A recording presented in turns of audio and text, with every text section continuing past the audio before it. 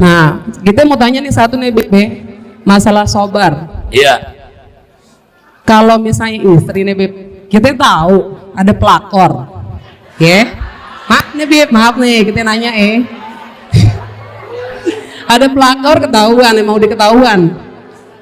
Ya, kita mesti gimana? Harus sabar atau kita datengin unyang-unyang apa gimana gitu?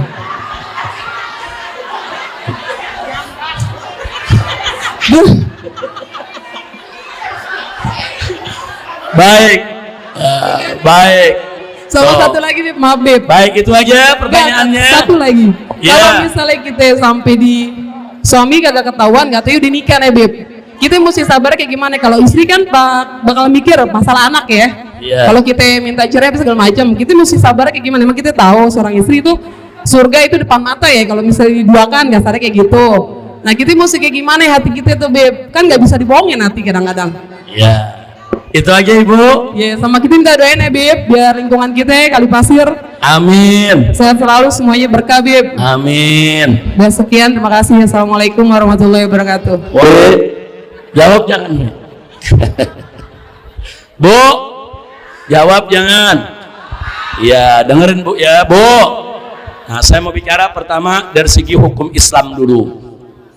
Satu, bahwa laki-laki dibolehkan oleh syariat Islam punya istri lebih dari satu, tidak boleh lebih dari 4, dengan syarat wajib adil. Itu syariat ajaran Nabi. Nah, ibu di sini suka tidak suka, ridho tidak ridho, mau tidak mau, terpaksa tidak terpaksa, soal poligami dalam ajaran Islam itu memang dibolehkan dalam syariat Islam. Sebagai syariat wajib kita terima aturan Allah Subhanahu wa ta'ala. Nggak boleh kita bilang saya nggak ridho dengan syariat, saya nggak terima aturan Allah. Kafir kalau ada mengatakan begitu. Na'udzubillah min dalik. Itu syariatnya. Kira-kira jelas tidak? Jelas tidak? Jadi poligami bagi kaum laki-laki hukumnya mubah. Ya, sebagian ulama ada mengatakan sunnah, tapi yang kuat pendapatnya mubah, bukan sunnah, mubah.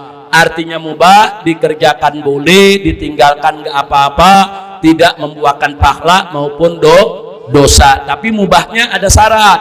Syaratnya apa? Allah sendiri yang mengatakan dalam Al-Quran, setelah Allah mengatakan fankihu ma tabalakum minan nisa mathna wa thulas wa ruba. Apa kata Allah? Silakan kalian nikahi dari perempuan-perempuan kalian itu 2, 3 atau 4. Tapi ayat ini belum berhenti, ada lanjutannya. Artinya apa? Boleh 2, boleh 3, boleh 4. Tapi ada lanjutannya. Fa in khiftum alla ta'dilu. Tapi ingat, kalau kamu takut tidak bisa berbuat adil, jika punya istri lebih dari satu, nggak bisa adil. Kamu khawatir, saya nggak bisa adil nih. Maka apa kata Allah? Fawahidah, maka cukup satu saja. Kira-kira jelas gak? Itu hukum Allah. Terima hukum Allah tidak? Terima hukum Allah tidak? Saya mau tanya, poligami haram atau halal? Halal, mubah. Bukan wajib, mubah. Baik.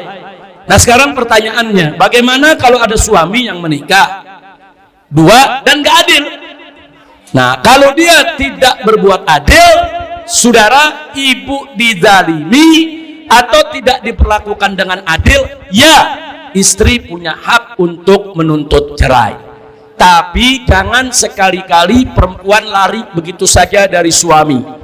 Perempuan yang lari dari suami tanpa diceraikan sampai 20 tahun sekalipun talaknya belum jatuh.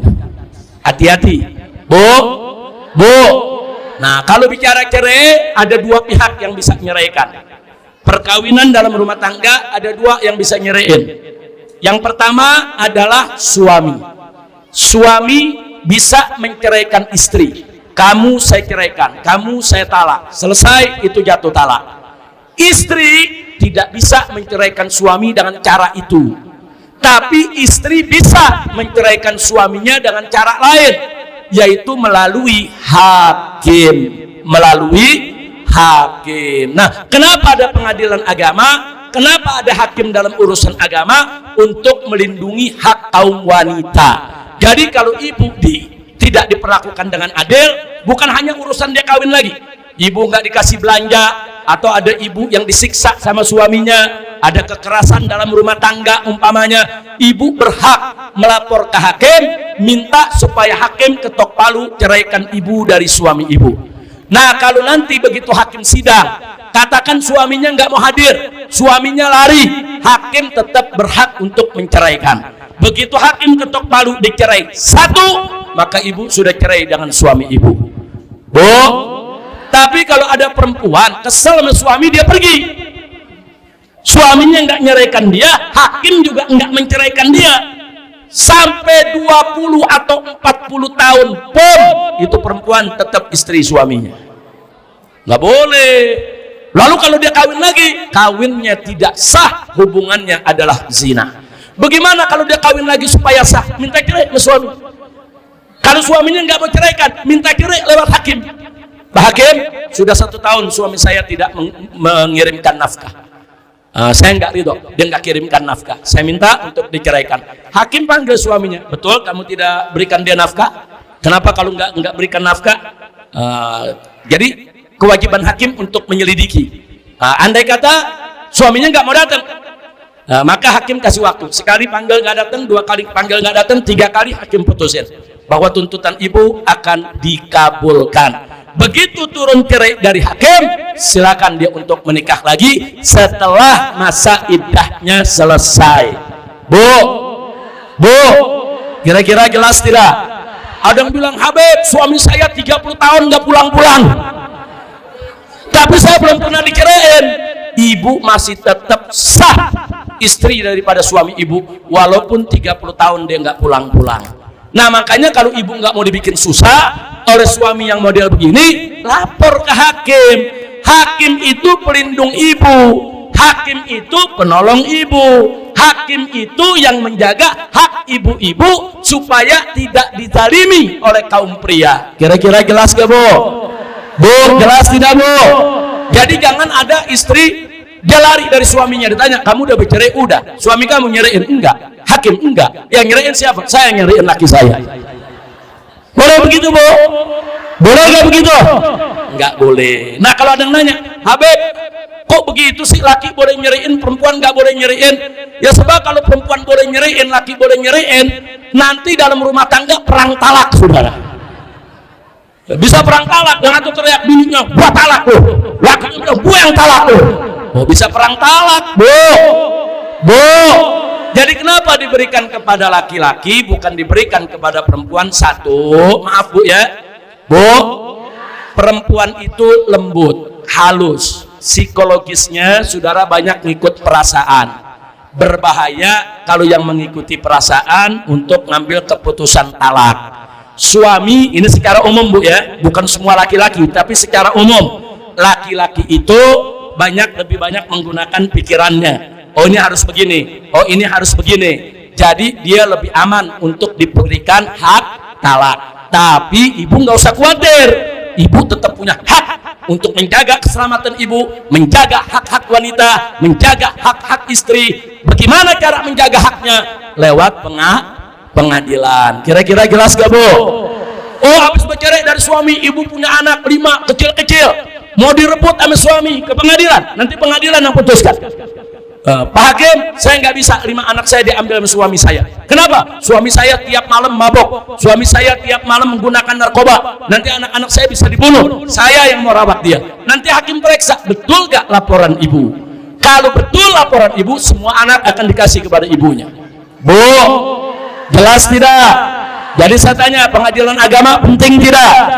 Hakim penting tidak? Penting tidak untuk kaum wanita? Penting. Nah, itu yang saya mau sampaikan. Jadi saya tidak mau panjang lebar soal pelakornya, tapi saya lebih fokus kepada soal hukumnya. Kalau ibu memang merasa, wah saya nggak bisa nih, diduain begini, saya merasa diperlakukan nggak adil, nginep di saya semalam, di sono sebulan, tuh begitu aja udah nggak adil tuh Bu, nggak adil, nggak boleh, begitu aja udah nggak adil. Oh, nggak bisa nih, nggak bisa nih, ini rumahnya juga nggak adil, ini nggak adil, saya nggak reda kalau begini, saya minta pisah. Nggak, ibu nggak dosa kalau ibu meminta pisah dari suami kalau punya alasan syar'i yang benar. Tapi kalau alasan syar'i ibu hanya karena emosi, hanya karena marah saja nggak boleh. Haram perempuan minta cerai dari suaminya tanpa alasan syar'i yang benar, haram. Nah, kira-kira jelas gak Bu? Jelas Bu ya? Nah, itu saja yang bisa saya sampaikan, mudah-mudahan manfaat. Insya Allah kita semua diberkahi oleh Allah Subhanahu wa ta'ala, amin ya rabbal alamin.